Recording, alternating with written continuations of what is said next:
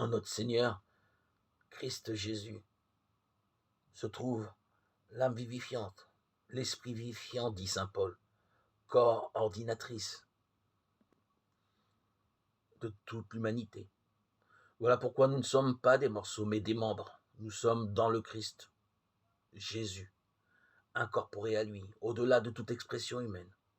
L'union des pierres dans un édifice, l'union de l'époux et de l'épouse, en une seule chair, l'union des membres de mon propre corps ne sont que des approches de ce mystère, mais qui laissent loin d'elle la réalité divine.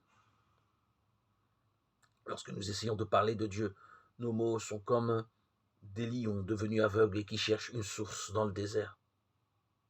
J'ai l'impression en effet que lorsque nous essayons de prendre conscience de cette incorporation dans le Christ, nos pauvres mots ne sont que ces lions aveugles qui cherchent une source dans le désert.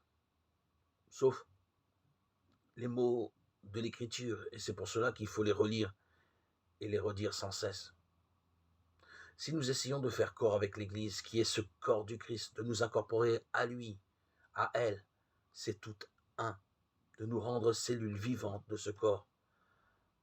Alors nous dit saint Paul, vivant selon la vérité et dans la charité, elles sont inséparables.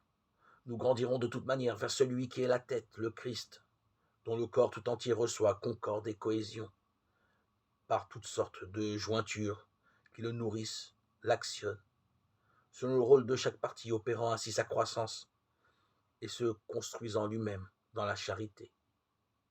Éphésiens 4,15. Un corps vivant qui ne cesse de se faire, où chaque partie, même la plus infime, a un rôle, qui s'articule, se joint, se retrouve.